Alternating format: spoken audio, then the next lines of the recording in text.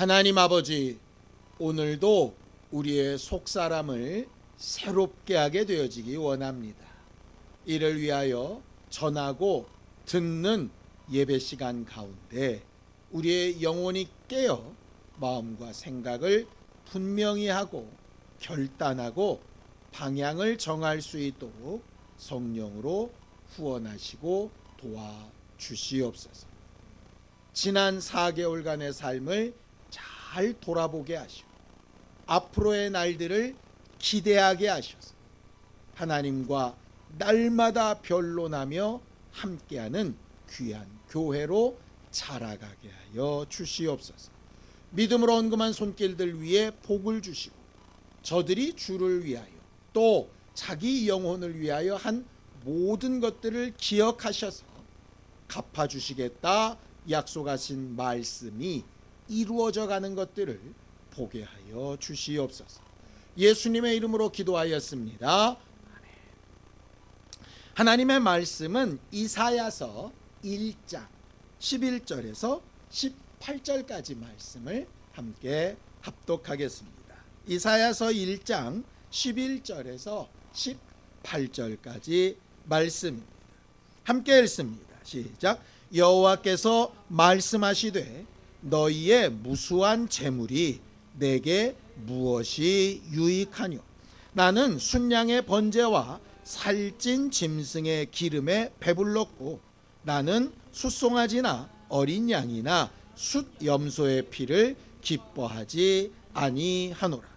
너희가 내 앞에 보이러 오니 이것을 누가 너희에게 요구하였느냐? 내 마당만 밟을 뿐이니라. 헛된 재물을 다시 가져오지 말라. 분향은 내가 가증히 여기는 바요 월삭과 안식일과 대회로 모이는 것도 그러하니 성회와 아울러 악을 행하는 것을 내가 견디지 못하겠노라.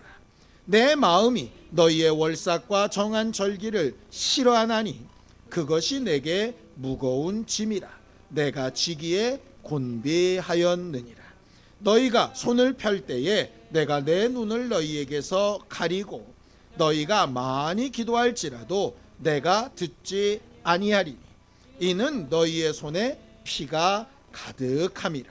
너희는 스스로 씻으며 스스로 깨끗하게 하여 내 목전에서 너희 악한 행실을 버리며 행악을 그치고 선행을 배우며 정의를 구하며 학대받는 자를 도와주며 고아를 위하여 신원하며 과부를 위하여 변호하라 하셨느니라. 여호와께서 말씀하시되 오라 우리가 서로 변론하자. 너희의 죄가 주홍 같을지라도 눈과 같이 희어질 것이요 진홍같이 붉을지라도 양털같이 희게 되리라. 신앙생활은 단순히 겉의 모습이 변하는 것이 아니고 속사람이 변화되고 성장하는 것이라고 우리가 지난주에 배웠었죠. 속사람은 우리 영에 두신 말씀에 내 마음과 생각이 기울어지는 상태를 속사람이라고 말합니다. 더 잘 기울어지고 더 잘 융합되고 더 잘 따라가는 것, 그게 속사람이 강건하게 되는 거죠. 말씀을 좀 보죠. 에베소서 4장 22절에서 24절입니다. 함께 읽습니다. 시작. 너희는 유혹의 욕심을 따라 썩어져가는 구습을 따르는 옛사람을 벗어버리고 오직 너희의 심령이 새롭게 되어 하나님을 따라 의와 진리의 거룩함으로 지으심을 받은 새 사람을 입으라 라고 이렇게 되어져 있죠. 그러니까 지난주에 속사람 겉사람을 얘기했다면 오늘은 옛사람 새사람 이렇게 이야기를 하는 겁니다. 옛사람을 벗어버리라. 이게 무슨 말인가? 마치 옷이 더러워지면 벗어버리듯이 오랫동안 해왔던 것들을 해결하라라고 하는 말이거든요. 그래서 거기에 구습이라 이렇게 말을 하는 겁니다. 구습. 구습이 뭡니까? 옛날 습관이죠. 옛날 습관. 그냥 쭉 계속되어져 오는 그 습관을 벗어버리라, 고치라 하는 말이에요. 습관이 뭐죠? 습관. 내가 그냥 계속 해오다 보니 내 몸에 배어 있는 겁니다. 그러니까 몸에 배어 있다는 말은 편하다는 얘기입니까? 불편하다는 얘기입니까? 편하다는 얘기죠. 그렇죠? 그러니까 습관은요, 크게 신경 쓰지 않고 생각하지 않고 결단하지 않아도 그냥 그렇게 되는 겁니다. 어떤 사람은 일찍 일어나는 게 습관인 사람이 있어요. 그 사람은 새벽 기도 가거나 아침에 일찍 일어나서 뭔 일을 하는 일에 전혀 부담감이 없습니다. 왜냐? 일어나야지 할 필요도 없어요. 그냥 몸에 시간이 배어져 있어서 새벽 시간이 되면 그냥 눈이 딱 떠지는 거죠. 습관에 따르는 건 전혀 어렵지 않습니다. 그런데 늦잠을 자는 게 습관인 사람이 좌우간에 아침에 일찍 일어나야 될 불가피한 상황이 있어서 일어나려고 하면 어마어마한 상황이 벌어집니다. 알람 시계를 막 몇 개씩 맞춰놓고 막 깨워달라고 부탁하고 그래도 이게 잘 안 돼요. 왜냐?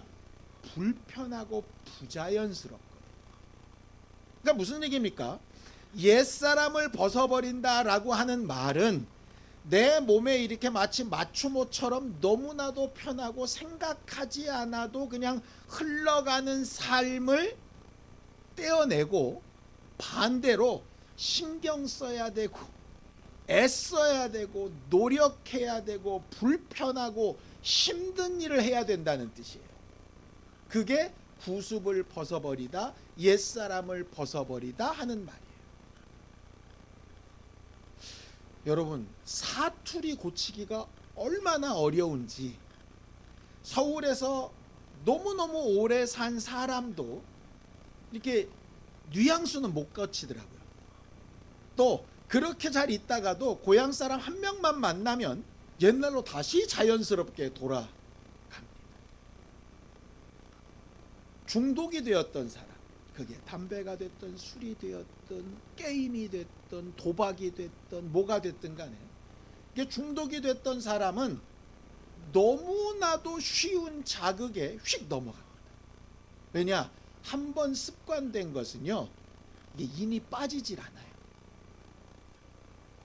그러니까 어려서부터 이게 좋은 습관을 들게 하는 게 굉장히 중요한 문제인 거예요. 좋은 습관. 그러니까는 자칫 잘못된 습관을 이렇게 딱 몸에 가지게 되면 이걸 벗어나기 위해서는 그 습관을 가지게 된 것에 몇백 배의 노력이 있어야 겨우 성공 활동말동하는 거예요. 그런데 이 옛사람을 벗어버린다라고 하는 말의 다른 성경적인 표현이 뭐냐 하면 회개라고 합니다. 회개. 성경을 좀 볼까요? 에스겔 18장 31절입니다. 함께 읽습니다. 시작. 너희는 너희가 범한 모든 죄악을 버리고 마음과 영을 새롭게 할지어다. 이스라엘 족속아, 너희가 어찌하여 죽고자 하느냐라고 이렇게 말합니다. 마음과 영을 새롭게 한다는 말이 새 사람을 입는다는 말인데, 그렇게 하기 위해서 죽음에서 벗어나기 위해서 해야 되는 것이 바로 회개입니다. 그런데 이미 죄악된 삶을 살아오다 보니까 이게 습관처럼 배어져 있는 거예요. 여러분들, 사람들이 이런 말 하죠. 사람 고쳐 쓰는 거 아니다. 이런 말 하는 사람 되게 많습니다. 왜냐? 좀 고친 것 같은데 자기 스타일이 또 나오거든요. 또 나와요. 예수님의 제자들도 마찬가지입니다. 예수님의 제자들이 각각 살아왔던 인생들이 다르지 않았겠습니까? 어떤 사람은 독립운동가로 막 단도 들고 막 휘둘렀던 사람도 있고, 어떤 사람은 세일이라서 계산기 빡빡 두드렸던 사람도 있고, 어떤 사람들은 물고기 잡았던 사람도 있고, 어떤 사람은 백수도 있고, 되게 많았어요. 그런데 예수 안에서 은혜 받고 이적이 나타나고 성령 충만하고 이럴 때는 다 괜찮아 보여요. 그런데 어느 순간 딱 위치가 가면 옛 사람들이 다시 기어 올라온다. 이게 좀비도 아니고. 그래서 자기 스타일대로 가는 거예요. 분명히 변화받은 부분이 있죠. 분명히 은혜 받은 부분이 있어. 없다는 얘기가 아닙니다. 우리가 예전에 비하면 분명히 좋아진 부분이 있습니다. 그런데 나도 모르게 어느 상황이 딱 되면 내가 신경을 엄청나게 쓰고 있을 때는 안 튀어나오다가 조금 신경이 무뎌지거나 조금 이제 내가 좀 괜찮아지지 않았나라는 생각이 드는 순간에 스물스물 기어올라. 그게 습관이라. 단숨에 고쳐지지도 않고 완전히 고쳐지지도 않습니다. 그걸 인정해야 돼요, 우리는. 그러니까 이런 거예요. 저 예수 믿었는데 쟤 왜 저러냐? 죄송합니다. 원래 그런 사람이에요. 그러니까 그거를 인정해야 된다고. 나도 인정하고 저도 인정해야 돼요. 그럼 어떻게 되냐? 원래 그런 사람이니까 그렇게 사냐? 아니죠. 습관은 훨씬 노력이 많이 필요한 고치는 행동이 필요한 부분. 그러니까 이거는 내가 일평생 내 목숨이 붙어있는 한은 계속 노력해야 되는 문제예요. 그래서 얘기하는 겁니다. 회개는 한순간에 끝나는 게 아니라 언제까지 하는 거냐? 죽을 때까지 계속 회개해야 돼요. 또 고침받고 또 고침받고 또 신경 써야 돼요. 왜? 신경을 조금만 안 쓰면 올라오니까. 그런데 사람이 그렇게 살기가 쉽습니까? 살아가다 보면 이쯤 살았으면, 이 정도 나이쯤 됐으면, 이 정도는, 이렇게 넘어가는 게 너무 많아진다. 왜냐? 너무 자연스럽고 편한 거기 때문에 자꾸 옛 습관으로 돌아가요. 어떻게 보면 알 수 있냐? 딱 여기 보면 알 수 있습니다. 과거에도 우리가 어떤 일주일 부흥 집회 같은 거 하죠. 아니면 수련회를 한 일주일 갔다 오죠. 그럼 여러분들 어떻습니까? 심령이 어마어마하게 뜨겁습니다. 내가 이렇게 살아보리라 막 애씁니다. 매일 만나는 사람 단 한 명에게라도 예수 믿으라고 전도도 하고, 내가 성경을 매일 3장씩이라도 읽으리라 하고, 내가 아침 새벽기도 안 빠져야지 이렇게도 하고, 그런 결심들 다 해보셨잖아요. 그리고 그렇게 또 하기도 합니다. 언제까지? 내가 신경 쓰고 정신 차려서 해보려고 할 때까지는 해요. 그런데 언제 그게 무너지느냐? 잠깐 놓쳤을 때, 또 딱 한 번 실수해서 그게 이빨 빠지듯이 쏙 빠졌을 때, 결과적으로 어떤 문제가 벌어지냐면 내 스스로가 딱 포기하는 거죠. 그러면 다시 옛날로 돌아가. 그리고 어떤 사람이 이제 펄펄 뛸 때 옆에서 팔짱 끼고 이런 말을 하는 겁니다. 나도 옛날에 다 해봤어.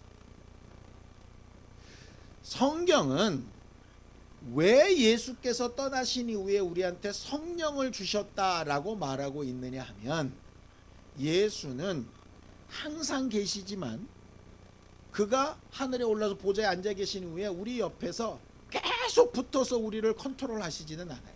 보좌 우편에서 우리를 위하여 간구하시죠. 그런데 우리는 그렇게 옆에서 계속 누가 코치를 해주지 않으면 어떻게 되느냐?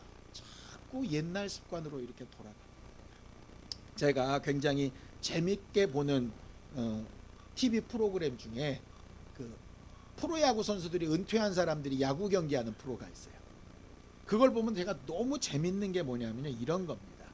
거기 나오는 이제 사람들이 보통 프로야구까지 아주 큰 어떤 업적을 이루고 다 은퇴한 사람들이에요. 그러니까 그 사람들이 보통은 나이가 한 40대 이렇게 되거든요. 그럼 그 사람들 야구 몇 년 했겠습니까? 최소한 20년, 많으면 30년 가까이 야구를 한 사람들이에요. 그런데 웃긴 게 뭐냐 하면, 옆에서 80이 넘은 감독님이 타격할 때 요렇게 고쳐, 공 돌 때 요렇게 고쳐를 계속 코치를 하는 거예요. 아니 30년을 야구만 한 사람들이라니까. 그걸로 돈 벌어먹고 모든 것이 다 끝나고 이제 은퇴해가지고 그런 인생을 사는 사람들이에요. 그런데도 그런 야구 선수 옆에 80 먹은 노인네가 붙어서 요거 고쳐야 돼, 그 습관은 고쳐야 돼, 그렇게 하면 안 돼. 그랬더니 어떤 결과가 나타나느냐? 변하더라니까. 너무 웃긴 거 보고 있으면서 너무 웃긴 거예요. 야, 30년을 야구만 한 사람도 고칠 게 또 나옵니다. 왜? 자기 옛 습관이 있거든요. 원래 가만히 있던 몸뚱아리를 운동을 해서 막 바꿔놨는데 운동을 쉬니까 다시 몸뚱아리가 옛날로 돌아가는 거예요. 그러니까 그걸 옆에서 계속 체근하는 누군가가 없으면 아무리 전문가라도 아무리 가서 해설을 하고 별다른 얘기를 많이 해도 그게 다시 누군가 컨트롤해 주지 않으면 머리는 빡빡 돌아가는데 몸뚱아리는 주저앉아 있는 거예요. 그거 하면서 무슨 생각 들었냐면 목사가 저럴 수 있겠다. 목사가. 제가 어렸을 때는 주일학교 교사가, 그 다음엔 전도사님이, 아니면 어떤 목사님이 막 이렇게 저를 계속 컨트롤 해가지고 만들었을 거예요.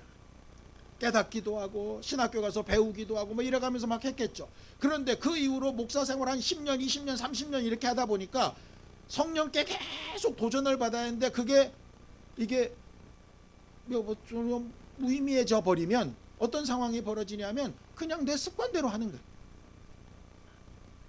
좋은 습관이 잘 지으면 좋은데 이게 잘못된 습관이 들어가면 잘못된 대로 계속 가르치는 거예요. 왜? 누가 가르치지 않아. 회개는 그래서 계속해서 끊임없이 나를 고쳐나가는 게 회개예요. 그냥 쉽게 말 몇 마디로 할 수 있는 게 회개가 아니라. 이스라엘은 세계에 있는 어떤 민족과 어떤 나라보다도 하나님께 복을 받고 선택받은 귀한 존재들입니다. 성경을 좀 볼까요? 시편 135편 4절입니다. 함께 읽습니다. 시작. 여호와께서 자기를 위하여 야곱 곧 이스라엘을 자기의 특별한 소유로 택하셨음이로다. 이렇게 얘기합니다. 그래서 다른 민족이나 다른 사람들은 듣지도 못한 율법을 주시고 성전을 짓게 하시고 제사법을 가르쳐 주시고 죄 용서받는 법을 가르치시고 삶의 모든 습관 하나하나까지를 계속해서 가르치셨던 것이 바로 이스라엘입니다. 세계 어떤 민족보다도 하나님 앞에 신앙생활의 면에서는 최고로 훈련된, 군대로 치면 특전사 같은 그런 사람들이에요. 그런데 오늘 본문에 보면 뭐라고 얘기하죠? 이사야서 1장 13절입니다. 시작. 헛된 재물을 다시 가져오지 말라. 분향은 내가 가증히 여기는 바요. 월삭과 안식일과 대회로 모이는 것도 그러하니 성회와 아울러 악을 행하는 것을 내가 견디지 못하겠다. 그들이 수천 년 동안 신앙생활을 해오면서 몸에 배인 습관이 있어요. 뭐냐? 하루에 3번씩 기도하고 금식하고 11조 드리고 헌신하고 짐승의 제물들을 가져다 드리고 때마다 절기와 행사로 모이고 이런 것들이 아주 몸에 배어 있다니까요. 마치 우리가 주일 되면 당연히 교회 가야 되는 것처럼 몸에 배어 있어요. 그러니까 너무나도 자연스럽게 합니다. 아니 예배 잘 나오고 제사 잘 드리고 예물 잘하고 봉사 잘하고 뭐 그거보다 더 좋은 게 뭐 있어? 이렇게 말할 수 있는데 하나님은 뭐라고 얘기하시느냐? 그런 거 다 쓸데없다는 거예요. 왜? 하나님은 예배가 고프신 분도 아니고 재물이 모자라신 분도 아니에요. 목사는 사람이 많이 모이면 기쁘고 적게 모이면 마음이 좀 아프고 그렇지만 하나님은 많이 모였다고 좋아하시고 적게 모였다고 실망하시고 그러는 분도 아니에요. 왜냐? 하나님의 목적은 예배하는 데 있는 것도 아니고 헌금하게 하는 데 있는 것도 아니기 때문이에요. 하나님의 관심은 어디 있느냐? 우리 모두가 옛사람을 벗고 새사람을 입는 거에 관심이 있으세요.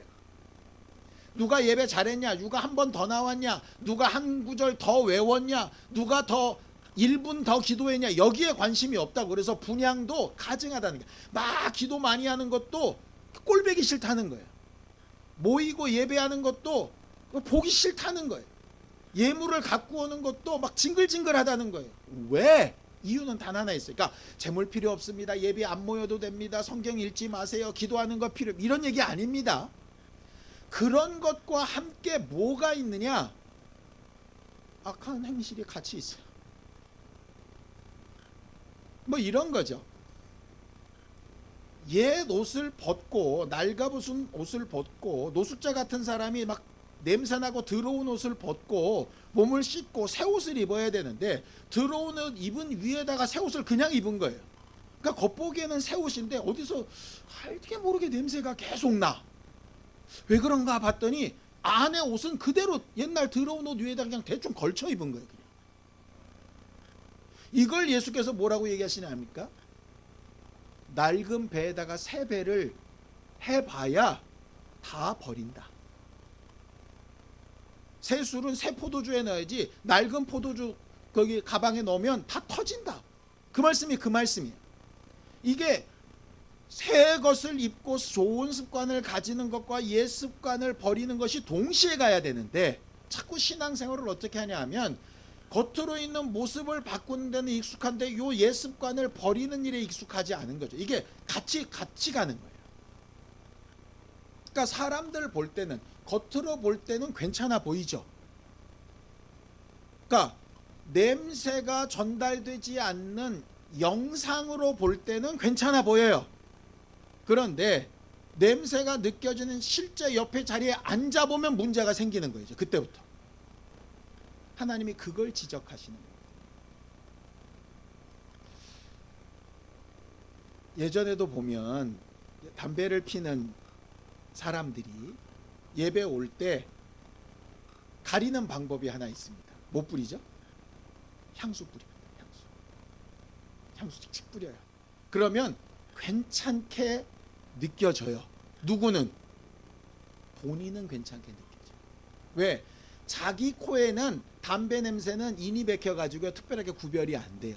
그러니까 기존의 냄새는 구별이 안 되고 향수 냄새만 나니까 괜찮겠거니 생각해요. 근데 담배를 안 패는 사람의 코에는 어떻게 되는지 아세요? 담배 냄새하고 향수가 섞여가지고 진짜 이상한 냄새. 근데 웃기는 건 뭐냐? 본인만 몰라. 우리의 신앙생활이 딱 그렇다. 그래서 하나님이 막으라는 거예요. 차라리. 여기서 말하는 그 악한 행실이라고 악을 행한다는 게 뭐냐? 두 가지입니다. 대표적인 악행은 첫 번째는 영적 생활처럼 보이는데 실제로는 그렇지 않은 거예요. 그게 이겁니다. 자, 이사야서 1장 12절입니다. 함께 읽습니다. 시작. 너희가 내 앞에 보이러 오니 이것을 누가 너희에게 요구하였느냐? 내 마당만 밟을 뿐이니라. 여기 보면 이 말이 재밌습니다. 내 앞에 보이러 온다라고 이렇게 되어 있습니다. 이 보이러 온다는 단어가 뭔가를 봤더니요, 예배는 하나님과 만나는 거잖아요. 그렇죠? 이 만남이라는 게 뭐죠? 대화도 하고 마음과 생각도 나누고 오해도 고치고 뭐 이런 게 사실은 만남이잖아요. 그죠? 그러니까 예배는 그래서 하러 오는 거예요. 근데 예배를 보러 오는 거죠. 보이러 오는 거죠. 대화도 없고 나눔도 없고 오해를 고치는 것도 없고 자기는 자기 할 도리 딱 하고 다 했습니다. 갑니다. 그러고 가는 거예요. 오늘은 그 말씀 얘기하시는 거예요. 너희들은 너희가 스스로 했다 하는 만족을 위해서 예배하러 나왔는데 그건 내가 바라는 게 아니야. 이런 겁니다. 시골에 계신 부모님이 명절 때 되면 아이가 서울에서 오지 않을까 이렇게 생각을 합니다. 반대로 서울에 있는 부모님이 지방에 일하러 간 아이가 명절 때나 이렇게 휴일 되면 찾아오지 않을까, 이제 어버이날이니까 생각합니다. 네, 왔어요. 이제 오면 뭐 할 것 같아요? 부모 생각에, 부모 마음에 아이가 오랜만에 왔으니까 뭐 하고 싶어요? 얘기하고 싶죠. 또 맛있는 거 먹여주고 싶죠. 열심히 음식 준비해가지고 먹자 그랬더니 친구 만나러 나가. 어떻게 사냐 물었더니 막 짜증내. 어디 뭐라도 좀 같이 해볼까 했더니 집이 자. 그러더니 이제 때 되니까 간대. 그러면 분명히 안 온 건 아니에요, 애가. 그죠? 엄마를 안 본 것도 아니에요. 분명히 와서 만난 건 맞는데 이게 뭔가 마음 한구석이 이상해. 왔다 가긴 왔다 갔는데 왜 왔다 갔는지도 모르겠고 도대체 뭘 했는지도 모르겠고 그래도 안 보는 것보단 낫다. 뭐 이럴 수는 있는데 실상 기대하고 바라는 건 그게 아니잖아요. 그렇지 않아요? 그런데 그런 관계가 너무 피곤하고 힘들면 한 번이면 괜찮겠죠. 그런데 이게 맨날 그러네? 그러면 이게 무슨 의미가 있냐? 그냥 차라리 화상 통화를 하지. 왔다 갔다 교통비는 용돈으로 드리고, 그게 차라리 더 낫지 않아요? 그러니까 이런 걸 얘기하시는 거예요. 그러니까 나한테 보이러만 와서, 그리고 나서 뭐만 하느냐, 마당만 밟고 가는 거예요. 정작 안으로 안 들어와.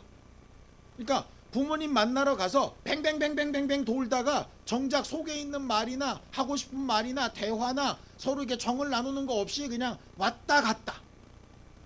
내가 그래도 우리 부모한테 갔다가 왔다, 요거만 가지고 있는 거죠. 그걸 성경은 뭐라고 부르냐? 악한 것, 이렇게 얘기해요. 악한 것. 한 번도 우리는 그렇게 악한 것이라고 생각 안 해요. 왜? 예배 안 나오는 사람도 수두룩빽빽하고, 헌금 안 하는 사람도 수두룩빽빽하고, 기도 안 하는 사람도 수두룩빽빽한데 그보다는 낫잖아. 물론 그보다는 낫죠. 근데 하나님 보시기에 마당 바깥에까지 온 놈이나 마당만 밟고 간 놈이나 50보 100보라고. 그런데 지들끼리 서로 낫대 막. 그러면 되게 웃긴 거예요. 그러면 속사람은 성장도 안 되고 겉사람은 벗어지지도 않고, 뭔가 자기는 외식하고 착각만 하고. 차라리 안 하고 있으면 회개할 가능성이라도 있는데, 하고 있다고 생각하니까 그래도 이 정도면 남보단 낫잖아 이러면서 고침이 안 되는. 그러면 이제 가망이 없어져.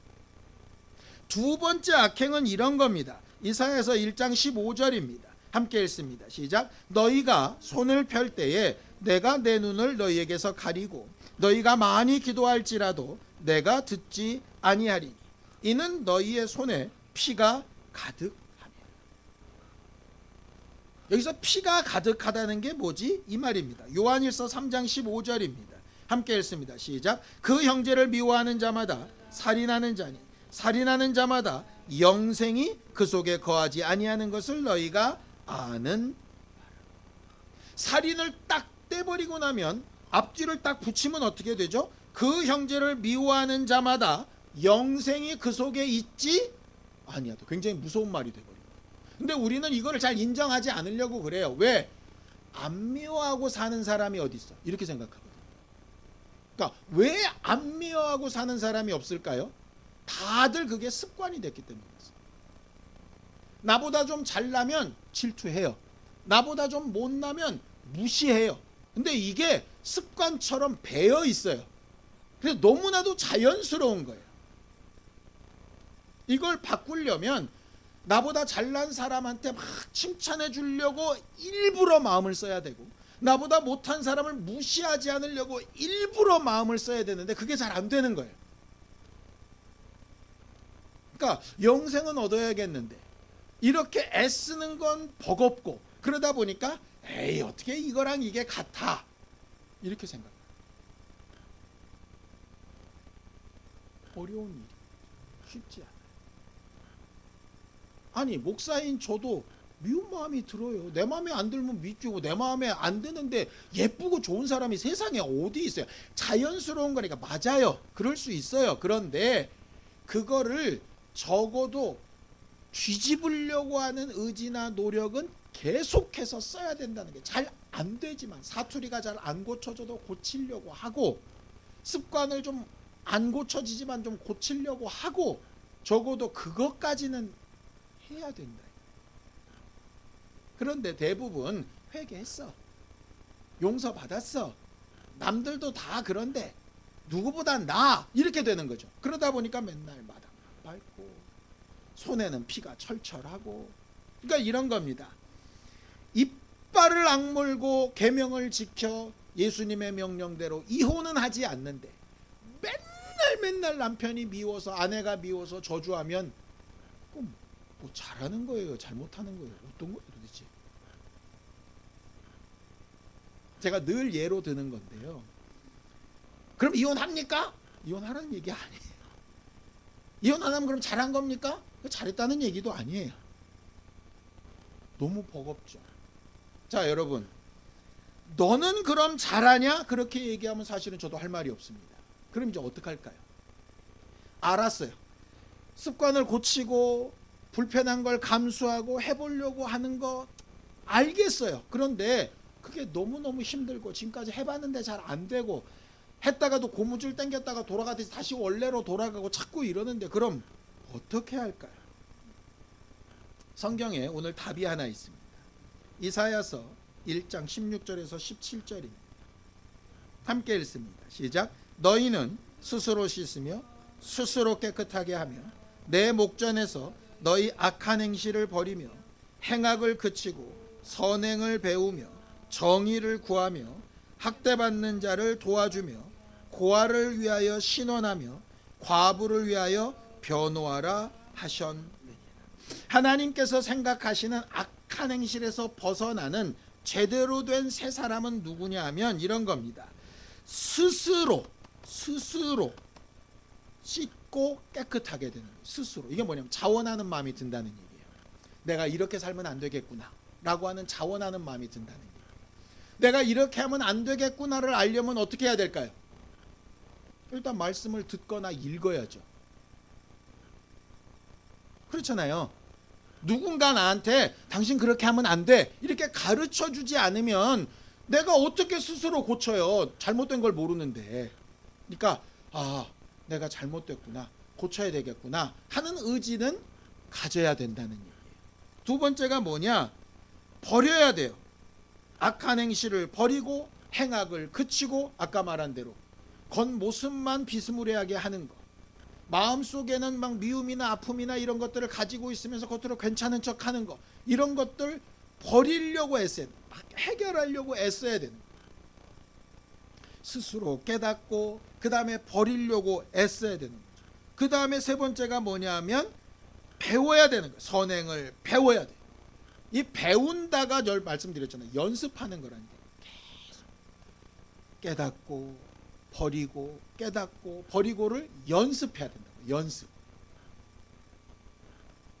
애들이 공부를 연습하듯이, 내가 자전거를 연습하듯이, 내가 요리를 연습하듯이, 잘 안 되는 거지만 계속 도전해서 연습하지 않고는 불가능한 부분이에요.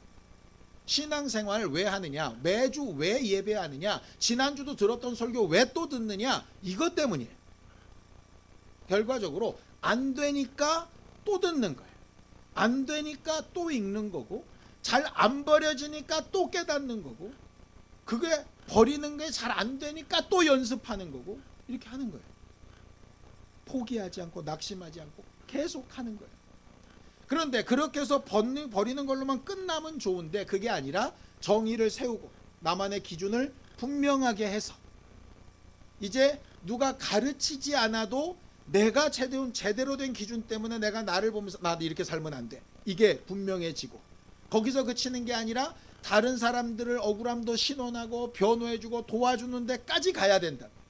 그런데 우리가 뭐도 힘드냐? 신앙생활 스스로 깨닫고 깨끗해져야지 라고 하는 마음을 먹기도 쉽지가 않아요. 우리가 그렇게 살았습니까? 내 생활 습관이나 행동을 바꿔야지라고 맨날 요구하는 것도 사실 쉽지 않아요. 그걸 날마다 연습하는 것도 쉽지 않아요. 그래서 신앙생활은 쉽지 않아요. 그래서 늘 얘기합니다. 예수 그리스도의 은혜로 구원을 받는 건 쉬워요. 그런데 그 구원받은 사람이 신앙생활을 하는 건 절대로 쉽지 않아요. 그런데 지금까지 우리가 어떻게 신앙생활을 했냐? 구원도 쉽고 신앙생활도 쉬워요. 뭐만 힘들었냐? 헌금 내는 것만 힘들었어요. 그러니까 예배 나오고 뭐 이런 게 힘들었어요. 집회 참석하고 이런 게 힘들었어요. 사실은 그런 건 그렇게 힘들지 않아도 되는 문제예요. 뭐가 해결되면, 내 안의 속사람이 해결되면 그건 절대 힘들지 않아요. 문제는 속사람은 안 변했는데, 여기는 안 변했는데, 여기는 새롭게 되지 않았는데 껍데기만 자꾸 바꾸려고 하니까 이게 안 되는 거죠. 자꾸 원래대로 자꾸 돌아가는 거예요. 그럼 그렇게 내 속사람을 바꾸려면 어떻게 해야 되냐? 그래서 오늘 나오는 말씀이 바로 이 부분이에요. 오라 우리가 변론하자. 우리는요, 오라 우리가 변론하자, 네 주홍같이 붉은지라도 이렇게 얘기하니까 변론하자, 그러니까 말 몇 마디 하면 그걸 변론이라고 착각을 했어요. 변론이 뭡니까? 여러분, 변론은 어디서 하죠? 재판정에서 합니다. 재판정에서 제대로 된 변론을 영화 같은 데서 보면 검사와 변호사가 치열하게 붙습니다. 똑같은 법을 하나 두고 치열하게 붙어요. 죄 지은 사람에 유익하도록 변호사는 무슨 논리를 쓰든 무슨 방법을 쓰든 어떤 작전을 쓰든 무슨 모든 것을 총동원해서 이 사람에게 덜 피해가 가리고 좀 책임을 덜게 하려고 몸부림을 치며 하는 게 변론.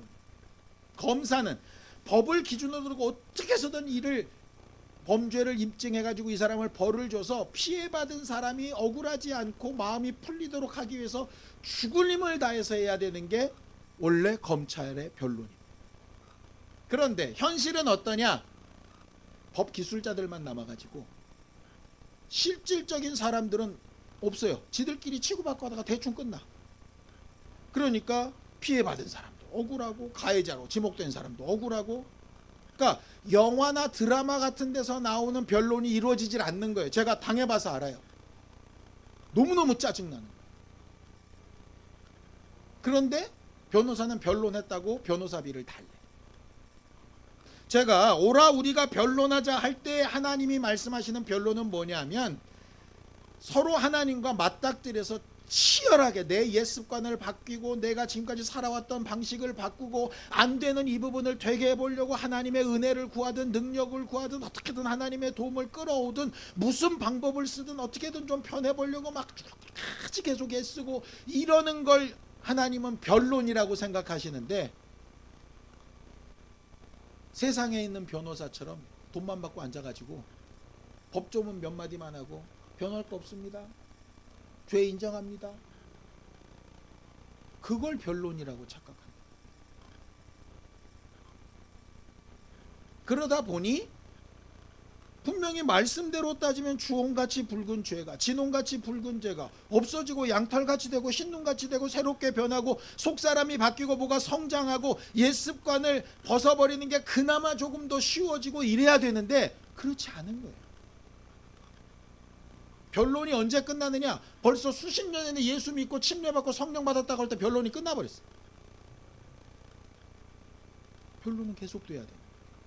내가 주님 앞에 설 때까지 계속돼야 돼요.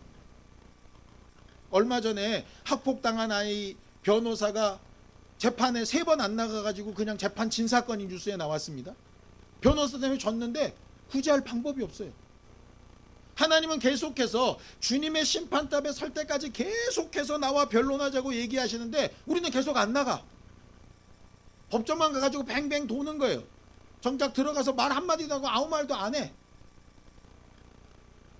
그래 놓고 나는 변호했다고 생각해. 변론했다고 생각해.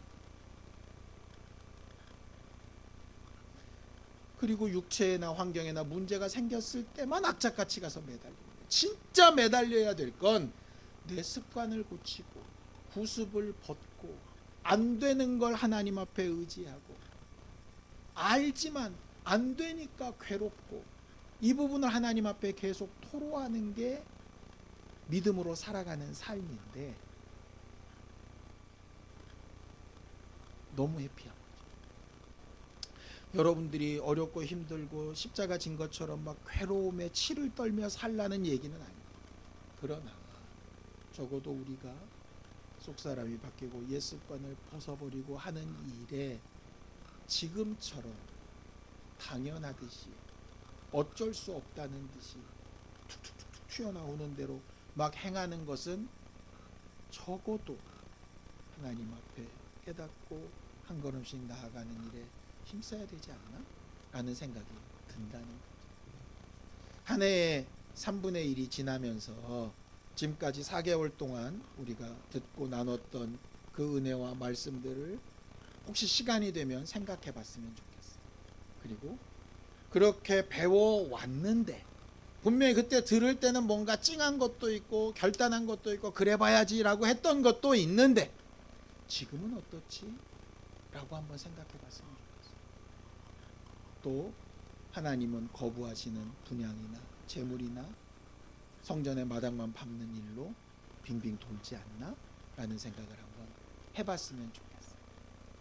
그리고 적어도 그걸 깨닫는 순간에 한 걸음 우리는 더 나갈 수 있고 5월부터 시작되는 새로운 날들에는 조금 더 옛 습관을 버릴 수 있는 거룩한 교회가 되지 않을까? 그런 생각이 들게 됩니다. 그렇게 변화받고 성장하는 우리 모두가 되기를 예수님의 이름으로 축원합니다. 기도하겠습니다. 하나님 아버지, 하나님께서 우리 모두를 도우셔서 하나님과 함께하는 증거와 기쁨이 충만한 사람들이 되게 하시고 하나님의 나라와 의가 우리 안에 온전히 이루어지며 하나님을 기쁘시게 하는 신령한 사람들이 다 될 수 있도록 도우시고 인도하여 주시옵소서. 증거하시는 능력과 역사가 나타나게 하시고 하나님 앞에 날마다 우리를 성장시켜가고 바꿔나갈 수 있는 결단과 의지가 있도록 우리 모두와 함께하여 주시옵소서.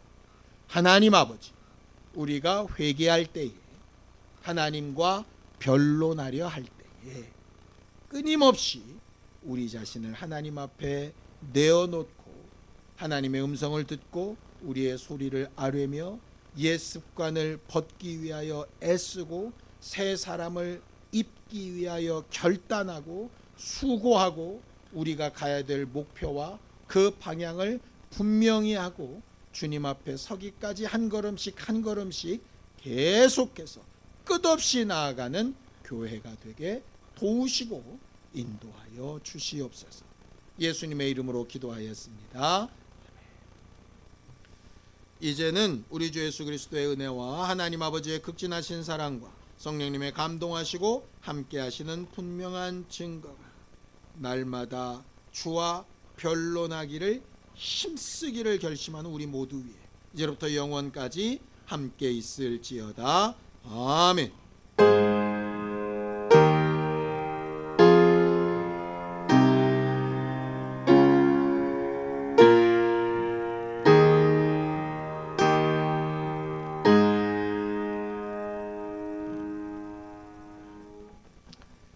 이번 한 주간 하나님 앞에 속사람을 더 새롭게 하는 귀한 기회가 되기 바랍니다. 수고하셨습니다. 감사합니다.